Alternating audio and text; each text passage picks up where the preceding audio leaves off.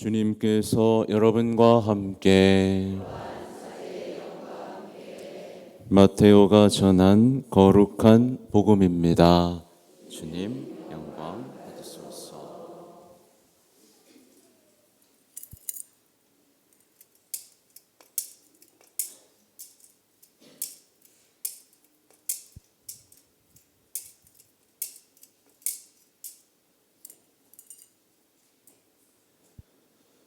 예수님께서는 헤로데 임금 때에 유다 베들레헴에서 태어나셨다.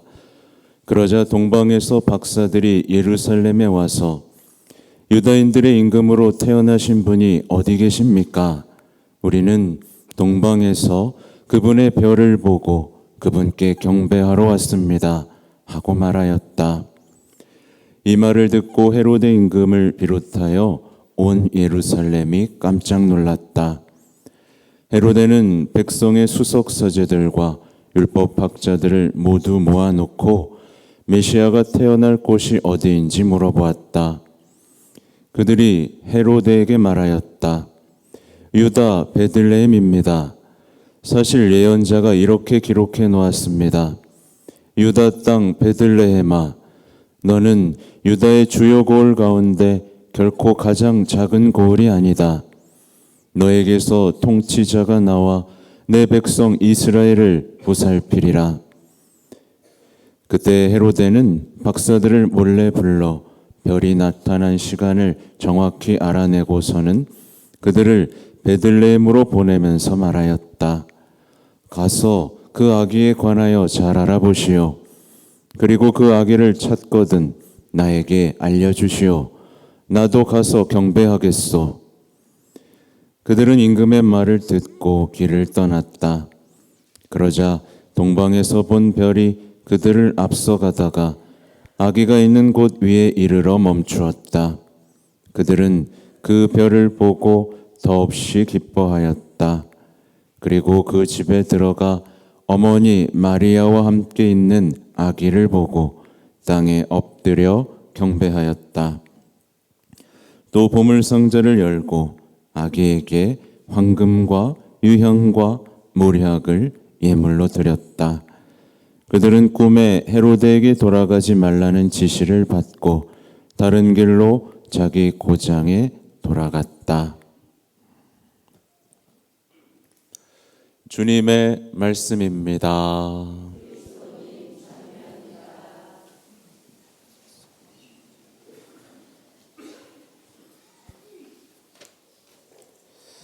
참미 예수님, 어제 저녁에 눈 오는 거 보셨어요? 네, 애들이 얼마나 좋아하던지. 지금 밖이 빙판이 된 게 애들이 뛰놀아서 그렇습니다. 네, 그래서 치웠는데도 안 되더라고요. 아무튼 어제는 이렇게 한번 아이들에게 이야기가 있는 제대를 좀 꾸며본 겁니다.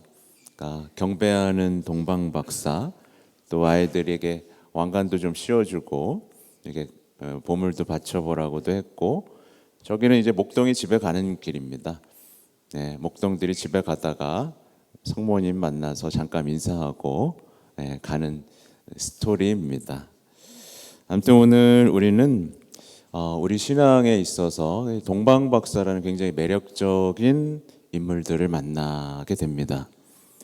그들은 주님을 찾아 나섰고 또 만났고 그 다음 신앙을 갖게 됐죠. 네, 그들은 주님을 만나기 위해서 모험을 떠난 신앙인입니다. 네, 여러분 모험 떠났어요? 아니면 가만히 있어요? 네, 그들은 모험을 떠났고 선물을 드렸습니다. 그리고 그런 영광 속에서 이제 집으로 돌아가서 모든 이들의 비추는 하나의 별이 되었다고 하죠. 그들은 신앙인의 아주 모범이에요. 꿈과 열망을 가진 신앙인의 모범입니다. 여러분 열망 있습니까? 또 대답이 없죠. 여러분 예수님의 제자가 되고 싶다는 열망 있어요? 아니면 예수님이 나 좀 잘 봐줬으면 좋겠다는 열망이 있어요?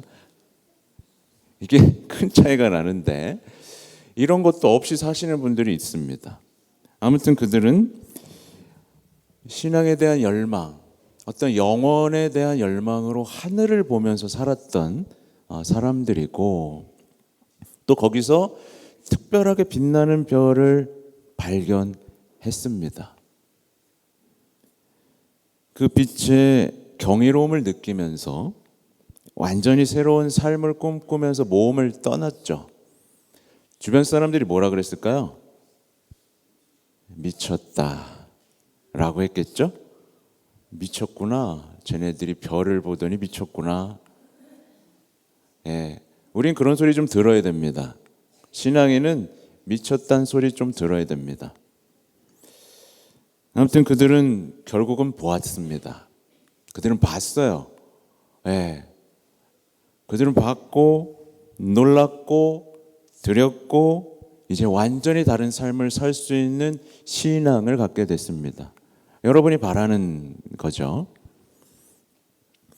이 프란치스코 교황님의 강론을 좀 찾아봤는데, 프란치스코 교황님은 그들이 황금과 유향과 모략이라는 세 가지 선물을 드리기 전에 세 가지 선물을 먼저 받았다라는 내용으로 강론을 하셨어요.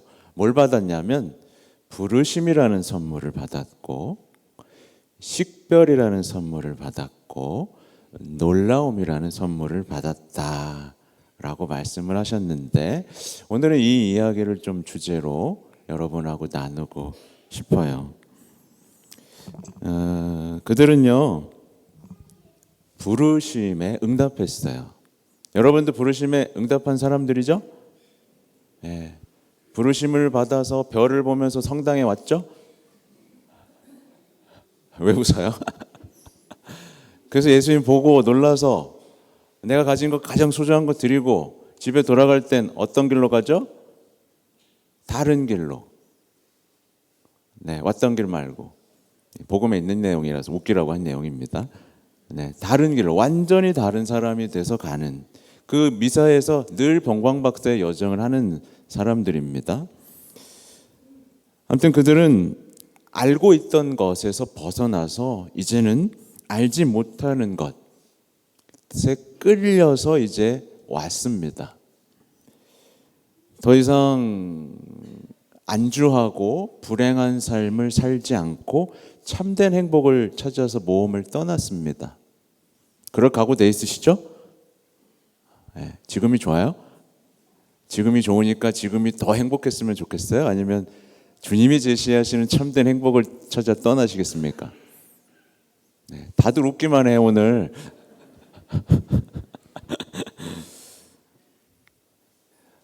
사람들의 배신, 상처, 실망에 지쳐서 이제 영원한 사랑이신 분, 그리고 인생의 답을 찾아 여기에 오신 분들 많을 겁니다. 그렇죠? 그럼 만나야 됩니다. 세상이 제시하는 삶 있잖아요. 소비하고 쾌락 추구하고 나를 찾고 인생을 즐겨라, 이 말이 허구라는 거, 이걸 알기 때문에 주님을 찾아서 이 자리에 오셨습니다. 맞죠? 아닌가요? 계속 더 쾌락 추구하려고 온 거 아니죠? 분명하게 지금 갈라져야 됩니다. 그래서 보면 다 알고 있다는 사람들은 이제 신앙을 시작을 못합니다. 만약에 동방박사들이 나 다 알아 그랬으면 모르는 것을 찾아 떠났을까요, 여러분? 네, 여러분 인생 다 알아요, 몰라요? 알아요, 몰라요? 모르죠? 예수님한테 배우고 싶죠? 네, 배워서 좀 달라지고 싶지 않으십니까? 그죠? 그럼 떠나야 되는 겁니다.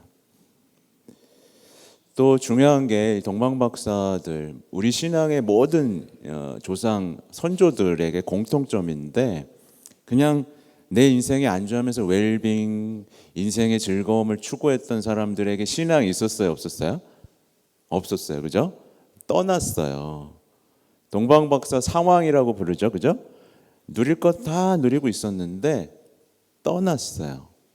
그래서 여기 와서도 웰빙, 인생을 즐겨라 이런 것만 찾는 사람들도 신앙을 시작할 수 있어요, 없어요? 없어요.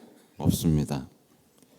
그렇게 세상이 주는 영적인 마취제, 영혼의 안정제들을 탐닉하는 사람들도 신앙을 찾지 못합니다. 그리스도인들은요, 식별할 줄 아는 사람들입니다. 근데 많은 분들이 이 식별할 줄 모르겠다라고 저를 많이 찾아오거든요. 예. 근데 그리스도인들은요, 뭐가 어둠이고 빛인지 아는 사람이에요. 뭐가 유혹이고 뭐가 주님의 뜻인지 알 수 있어요. 언제 알 수 있게요, 여러분? 떠나면 알 수 있어요. 근데 가만히 있는 사람은 이게 유혹인지 하나님의 뜻인지 몰라요. 그러니까 주님이 떠난 사람에게 당연히 주는 선물이 뭐예요? 식별이라는 선물입니다. 뭐가 죄고 뭐가 선인지, 뭐가 불행이고 뭐가 행복인지, 뭐가 영원한 멸망이고 무엇이 영원한 생명인지를 식별할 수 있게 주님은 선물을 해주십니다. 그래서 이제 이 사망 동방 박사들이 헤로데 만났는데 그 사람 말 들어요, 안 들어요? 안 듣죠. 뭔가 나쁘다는 걸 알아차립니다. 아, 이 사람이랑 친하면 안 되겠다. 알아차리죠? 예, 못 알아차릴까 봐 꼬매서 알려주죠, 그죠? 예, 식별이에요, 이게. 떠난 사람이야말로 누릴 수 있는 식별. 그래서 내가 지금 이게 뭐가 맞는지 안 맞는지 모르겠어요 하시는 분들은 안 떠난 거예요. 그래서 가끔 고해소에 찾아오는 분들이 있다고 그랬잖아요. 집을 팔아야 될지 사야 될지 모르겠어요. 그거 왜 나한테 물어봐? 왜 그런 걸 식별? 예? 별걸 다 물어봐요. 네, 별걸 다 물어봐. 네, 고해소가 점집인 줄 아는 사람도 있어요. 영적인 것에 대한 식별입니다. 그리고 그들은 그렇게 식별하고 나아가서 아기 예수님을 만나요. 그죠? 아기 예수님을 만나요. 근데 그들이 만난 이 장면이 특별히 놀라운 장면이었을까요? 굉장히 평범한 장면이었을까요? 되게 평범했죠. 그냥 그들이 본 건 어머니 마리아와 함께 있는 가난한 아기 예수님이었습니다. 근데 그들은 놀랍니다. 놀라요. 그들은 놀랐고 그 앞에 엎드립니다. 그리고 경배했고 예물을 드립니다. 그들은 아기 예수님에게서 하느님의 얼굴을 발견해요. 그리고 그 아기 예수님의 연약함에서 전능함을 발견하고 아기 예수님의 침묵에서 하나님의 말씀을 발견합니다. 굉장히 놀랍죠, 여러분? 떠났고 식별했고 놀랐기 때문에 인생이 바뀌었습니다. 그러니까 여러분이 생각해 볼 게 이겁니다. 난 떠났나? 난 지금 식별하고 있나? 그리고 만나서 놀랐나? 그래서 제가 이렇게 길게 말씀드린 거에 이제 진짜 결론, 이제 본론으로 들어가면 여러분 신앙이 어려워요, 쉬워요? 어려워요, 쉬워요? 그러니까 신앙이 어려운 거 맞아요, 여러분. 어려운 거 맞아요. 근데 그래도 어렵지만 누구나 할 수 있도록 주님이 배려 다 해주셨어요. 근데도 불구하고 많은 신앙인들이 자꾸 어렵다고 느끼는 이유가 뭐냐면 제가 이미 말씀드린 겁니다. 첫 번째, 떠나지 않았기 때문입니다. 부르심에 응답한 적이 없기 때문에 그래요. 그리고 두 번째, 떠나지 않고 응답하지 않았기 때문에 분별할 수 없는 사람이 되어버렸기 때문입니다. 그리고 제가 제일 강조하고 싶은 건 뭐냐면 신앙에서 놀라움이 없기 때문에 그래요. 놀라움이 없어요. 그래서 놀라움이 없으니까 여러분 성탄에 여러분 뭐 해요? 놀란 척 하지 않아요? 기쁘지 않으니까 기쁜 척 한 적 없어요? 감사하지 않은데 감사한 척 한 적 없어요? 특히 구유 경배할 때 확 놀라야 되는데 못 놀라니까 놀란 척. 이게 지금 제가 말씀드리고 싶은 핵심입니다. 그러니까 이 여정의 끝에 놀라움이 있는 건데 이 여정을 시작 안 하니까 놀라지 못하고 이제 그 사람의 신앙은 뭐가 되냐면 흉내내기 신앙이 돼요. 흉내내기. 뭔가 열심히 하면서 막 무릎도 꿇고 막 하는데 그게 다 사실은 뭐예요? 흉내내기가 되는 거예요. 어색하게 따라하는 신앙, 어느 정도 괜찮은 신앙이처럼 보일 수 있지만 어때요? 따라하는 데는 곧 한계가 생기게 됩니다. 그래서 나중에는 어떻게 되죠? 성당에 왔는데 일어났다 앉았다 일어났다 앉았다 그렇게 하다가 멍하셔 집에 돌아갑니다. 따라하다가 그렇게 신앙이 생기지 않고 성장하지가 못하는 사태가 발생해 버리는 거죠. 그러니까 우리는 잘 생각해야 됩니다.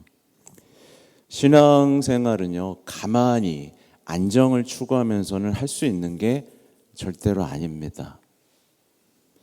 구경만 하고 어색하게 따라만 하면 어떻게 되냐면 결국에는 하나님을 원망하고 교회를 떠나게 됩니다. 그래서 아기 예수님을 보고 딱 놀라고 예수님 하고 지내야 되잖아요. 근데 아기 예수님을 봤는데 놀라움이 없어. 그럼 바로 뭐가 이어질까요? 예수님, 나 기도했는데 왜 안 돼요? 이런 질문들. 나 열심히 했는데 왜 가족들이 왜 다 이 모양이죠? 놀라움이 빠진 신앙의 비참함인 거예요. 그죠? 그래서 흉내만 내는 신앙은 그냥 종교인이 되게 됩니다. 그래서 자기 생각만 자꾸 커져요. 그리고 말씀에서 맛을 못 들이니까 자꾸 어떤 인문학적인 지식들을 찾게 돼 있어요. 안 채워지는 걸 어떡해. 그래서 말씀을 안 하게 되고 기도와 멀어지게 되고 인문학 지식을 찾고 어떤 심리에 더 매력을 느끼게 됩니다. 왜? 그게 더 좋으니까. 그러다가 결국 하느님을 경배해야 되는데 자신을 경배하는 삶에 돌입하게 됩니다. 자신을 경배할 때 굉장히 비참해지죠. 자신을 경배하는데 나만 나에게 경배하고 다른 사람들은 날 어떻게 해요? 막 무시하는 것 같아. 그러니까 막 상처받고 난리가 나는 겁니다. 그래서 자신을 경배한다는 게 뭐예요? 하나님께 드리는 게 아니라 계속 자기한테만 바치게 됩니다. 하나님께 와서는 헌금 이런 게 되게 아까운데 나를 위해서는 막 명품도 아깝지 않아. 이게 자기를 숭배하는 사람 현대인의 모습입니다. 남들한테는 되게 아까워요. 자기한테 아까워요, 안 아까워요? 안 아까워요. 빚까지 져가면서 자기한테 써요. 왜? 자기를 숭배하니까. 주님의 논리대로 살아야 되고 말씀의 예와 아니오로 살아야 되는데 자신의 논리나 악의 논리대로 살게 되니까 당연히 불행해집니다. 그래서 빛이 환하게 지금 아기 예수님을 통해 비치고 있는데 이상하죠. 성당에 와도 내 마음이 계속 어두워요. 이건 신앙일까요? 아닐까요? 신앙이 아닌 거예요. 그냥 흉내내다가 지쳐버리고 자기만 숭배하다가 상처투성이가 돼서 만신창이가 되는 이게 참 안타까운데 이게 너무 많아서 사제로서 굉장히 힘듭니다. 주님 공연 대축일은요 제가 아주 작은 이야기 하나만 꺼낸 거예요. 주님 공연 대축일에는 모든 인간을 비추는 빛에 대해서 묵상할 수 있고 우리가 지닌 어둠에 대해서 묵상할 수 있는 아주 소중한 시간입니다. 그 일독서의 내용이고, 또 완전히 새로운 어떤 신앙의 신비를 계시받은 신앙, 이것과 내 개인적인 생각들로 뭉쳐진 신앙을 비교할 수 있는 신앙, 이게 제 2독서 내용입니다. 여러분, 신앙을 계시받았죠? 우리 그리스도교를 계시 종교라고 하잖아요. 세상에 없던 가르침이 여러분에게 완전히 새로운 게 주어진 겁니다. 이것에 예 하고 믿고 따르는 게 신앙인데, 오늘날 많은 신앙인들이 계시받은 걸 믿지 않고 나는 말이야 이렇게 생각해 라고 섭니다. 아니에요. 그건 그냥 자연 종교죠. 그건 불교예요. 그죠? 계시받은 진리를 믿고 따르는 게 그리스도교예요. 내 생각이 많아지면 그때부터는 그리스도가 아닙니다.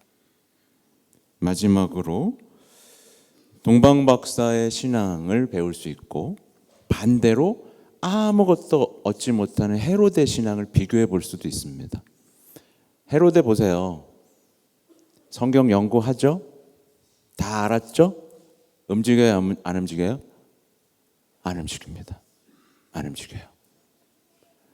그리고 자신을 바꿔줄 유일한 예수님을 죽입니다. 오늘날 현대인들의 모습이에요. 뭐냐면 자신을 고쳐줄 수 있는 종교를 까부숩니다. 없애버려요. 어떤 권위도 남겨놓지 않아요. 종교도 까부시고 아버지, 선생님 다 까부십니다. 왜? 나를 누군가 가르치면 안 되거든요.